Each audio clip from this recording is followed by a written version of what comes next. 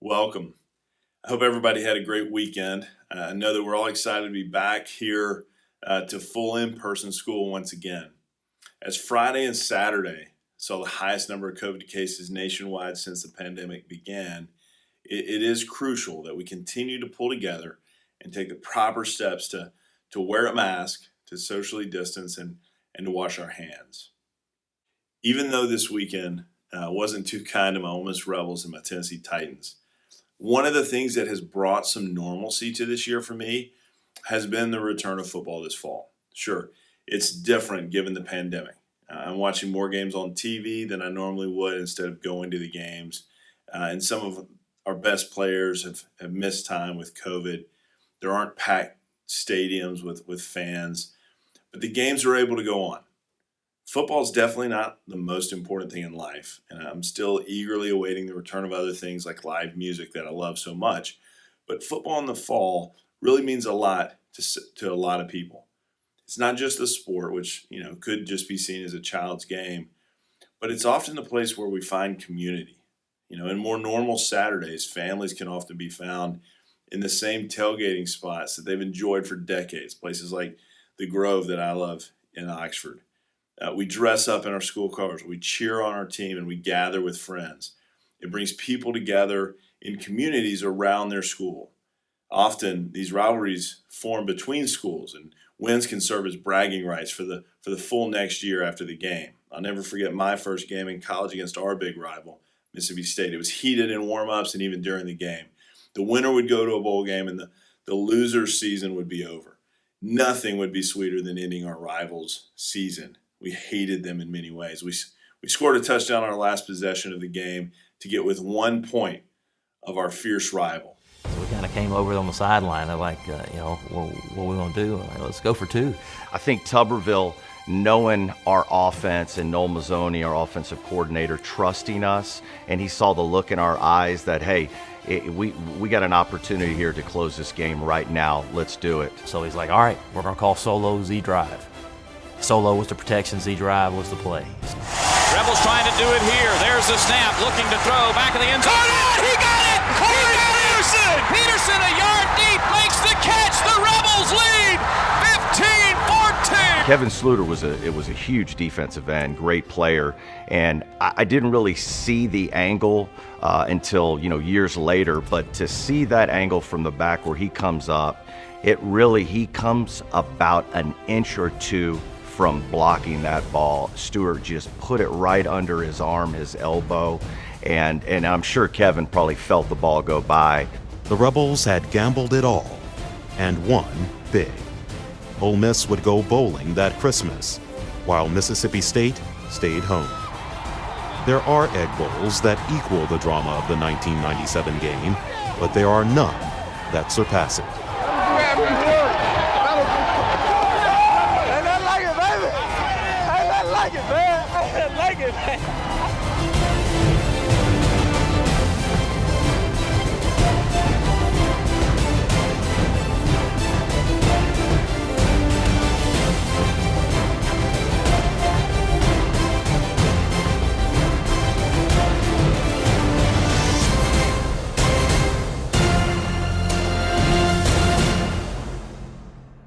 As you can see, great rivalries bring out all the emotions, but sometimes they can even be unhealthy.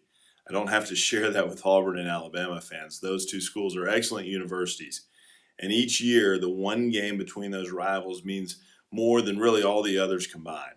Fans can get nasty with each other for 364 days leading up to the game, right? One Alabama fan even recently went to jail for poisoning trees there at Toomer's Corner. But even with the intensity of the Iron Bowl rivalry, there are moments where the rivalry can be set aside. Across the state, 247 people lost their lives, 51 of them in Tuscaloosa.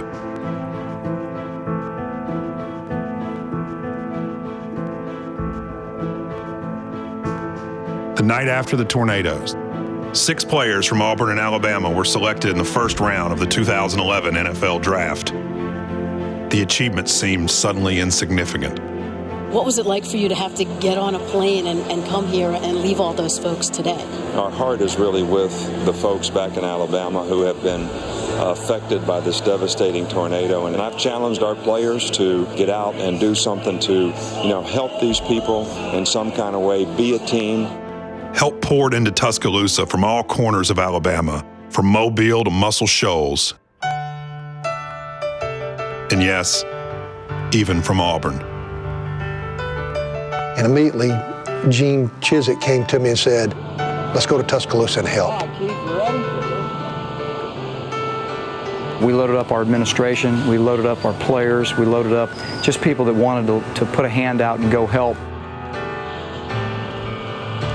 The rivalry is a rivalry, but when tragedy and devastation hits any part of the state, all that get pushed to the side.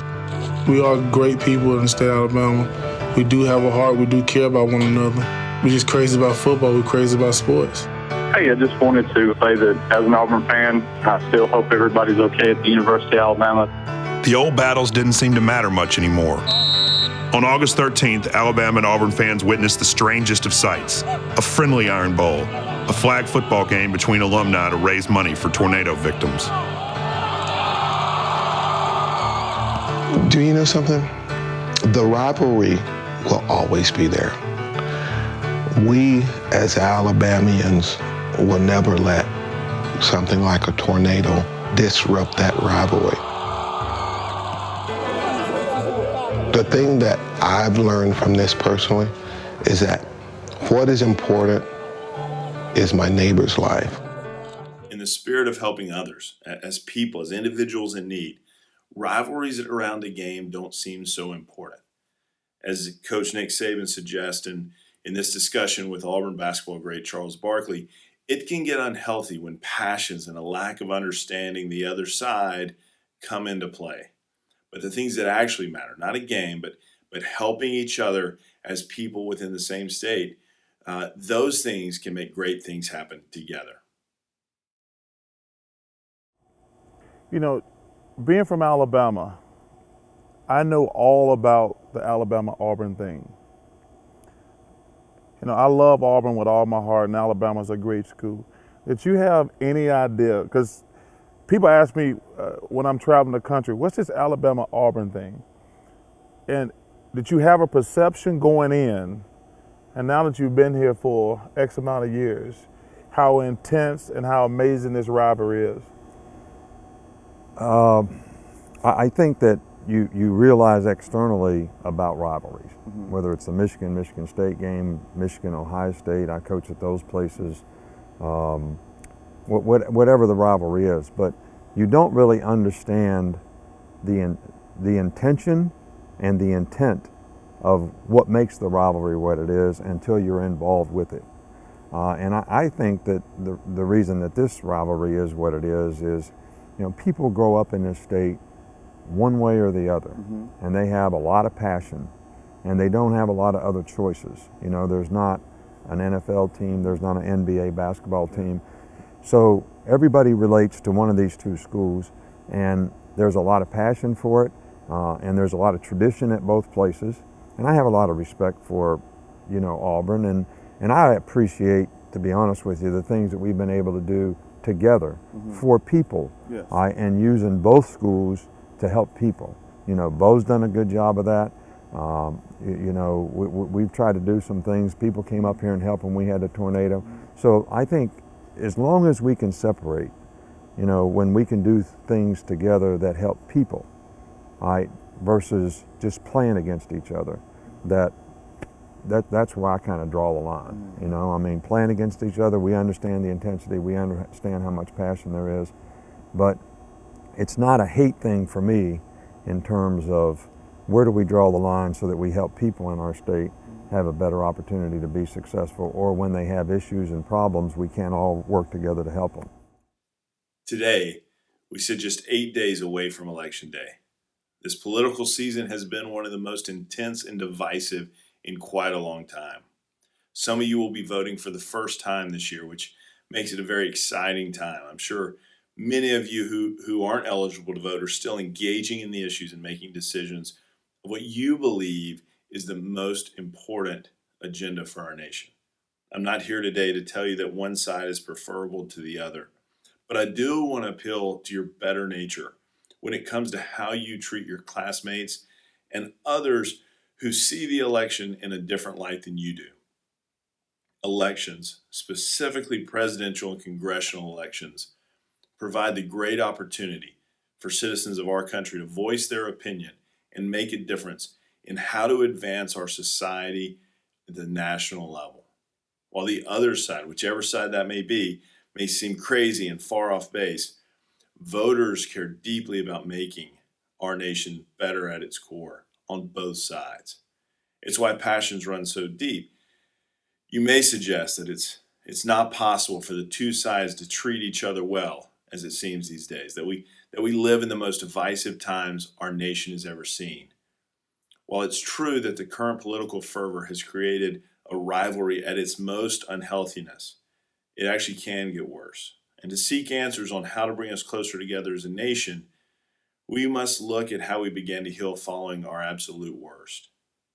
Abraham Lincoln, in his second inaugural address, could have easily boasted and bragged about the impending victory over the Southern Confederacy. The Civil War was the bloodiest and darkest of our nation, and Lincoln could have easily demonized the South for their rebellion and their reliance on the institution of slavery. But he didn't. He used the speech to begin the healing of the deep wounds inflicted by the war. He took ownership, as he called it, of the sin of slavery on the whole nation and framed the war as the debt the entire Union had to pay. The war had divided more than a nation. It had divided families. Brothers fought against each other to the death.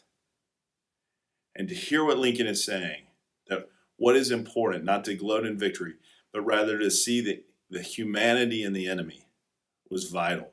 He ended his speech with these words: with malice towards none and charity for all, with firmness in the right as God gives us to see the right, let us strive on to the finish of the work we are in, to bind up the nation's wounds, to care for him who shall have borne the battle, and for his widow and his orphan, to do all which may achieve and cherish a just and lasting peace among ourselves and with all nations. It was a remarkable moment. In a more divisive time than even that in which we live, Lincoln called for healing. If it was possible in 1865, then it's possible today. It begins, though, with each one of us. It begins with how we treat each other in the next 8 days, on election night, but maybe even more so on the morning after, or as was the case in 2000, days later, if it's finally resolved down the road. We each have the choice to see the humanity in our political opposition. Even though we may live in a two-party system where it seems like support for one candidate means agreement and alignment on every issue, that's just not the case. It's possible that even a Democrat and a Republican can be more alike than they realize. And if we're not that far apart as we think, and if we care for our nation and each other, maybe we can treat each other with a little more kindness, with a little more respect, and with a little more care of others. As people, we can continue Lincoln's dream of a lasting peace among ourselves. In Utah, the two leading candidates for governor this year have gone viral for doing just that, for being decent to each other.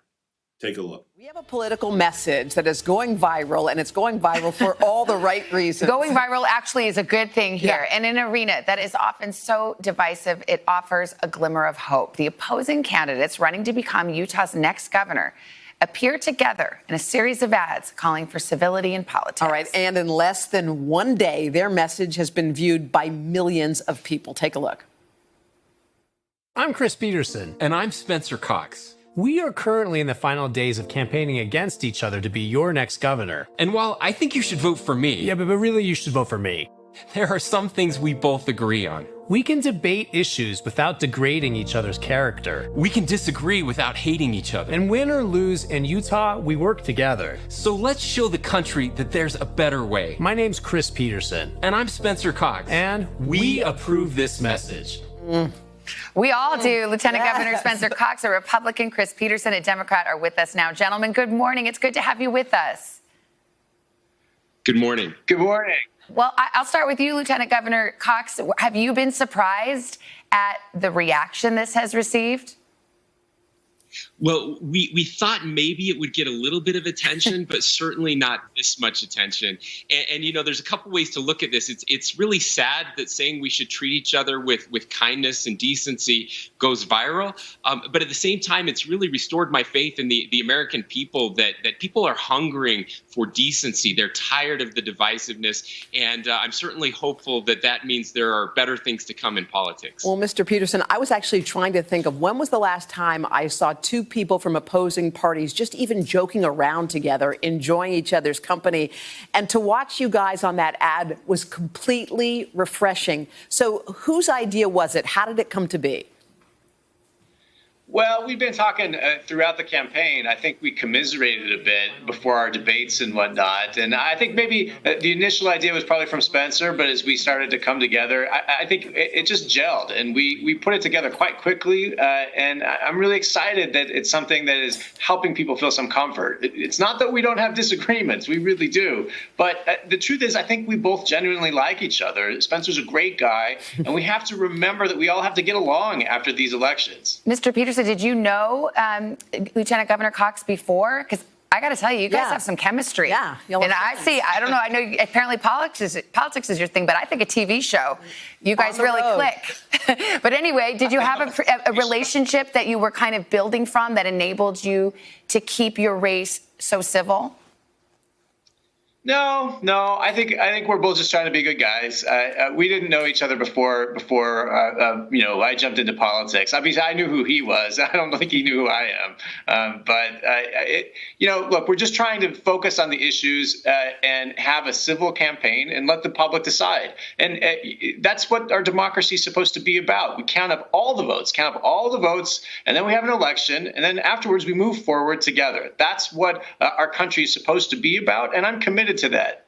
Lieutenant Governor, if you end up winning this one, and they say that you're way ahead on this one, if you end up winning, is there room for Mr. Peterson somewhere in your administration? So I mentioned this actually in our debate that if he wins, that I would hope that I would have an opportunity to work with him, and that if I win, that we would have an opportunity to work together on issues that are important to him. And so, yeah, there are opportunities for us to work together. And again, just like Chris said, that's the foundation of our country. In the best of times, that's what we do. And especially in the worst of times, those are the times when we really should be coming together. That hasn't happened this past year, and we're hoping that Utah can show a better way. Well, thanks for lighting the way with that radical message, guys. Best of luck to you on November 3rd. Appreciate it. Appreciate it. Thank you. The great thing about our nation is that we have so many different types of people with lots of different ideas, but who can come together every 4 years and cast their vote for who should lead our country. As our founders noted, we are not perfect, but we continue to strive for a more perfect union. Our school is similar. We have all sorts of people here, which makes us better, not worse. We have members of our community that reflect different backgrounds, different races, different religions, and more. But we are one community. Each of us benefits from the exposure to different ideas and opinions. And every single one of us in this school, each student, each teacher, each staff member, is a beautiful person with the full worth that comes from humanity. We need more diversity, not less. I ask you today to treat each other well, with kindness in the coming weeks, to not turn a love and passion for country or ideas into hateful words, which absolutely can hurt and can tear apart our school community. The road to a better political climate and the road to a better Randolph School community begins with kindness. If you see someone not being kind, take a stand. Do the right thing and speak up. But even then, don't speak with hate, but with kindness. There are things that are more important than rivalries. It's true on the field of athletic competition and the political arena as well. I appreciate your time and listening today. Thank you. In athletics this week, cross country has the final John Hunt Series race Tuesday night. We want to congratulate the girls cross country team for finishing third in the Metro Championship last week. Swim and dive, Saturday we'll head to Albertville for the Albertville Last Chance Invitational. Also, we want to congratulate football on an excellent win Friday night and for punching their ticket into the postseason. We'll be announcing more information about the playoff game, not this Friday night, but next Friday night at a later date. We're also very excited to finally be able to put on the theater production of Little Shop of Horrors. What was originally going to be the spring musical last spring is now the fall musical. While we have limited availability for tickets, we're excited for this cast and crew to finally be able to perform what they've been putting so much into. In other announcements this week, we will not have grade level picnic lunches in the Commons. We're looking at still bringing those back if numbers hold this week with the revised plan. Also, we need to make sure that we're using the QR codes when we have free periods. If you're sitting at a desk, sit only at the desk that have the QR code and make sure that you fill out the form to let us know where you're sitting. Also, seniors and juniors, as you come and go, use the QR code in the main office to let us know that you're checking in or checking out. This Thursday, we'll have the Senior Kindergarten Buddy Halloween Parade. It will be a little different than normal. We actually will go to that campus with the seniors to make the walk, but this will be an excellent time for our seniors and their kindergarten buddies. Thank you for your time and attention today. Be excellent to each other, and seniors, you are dismissed.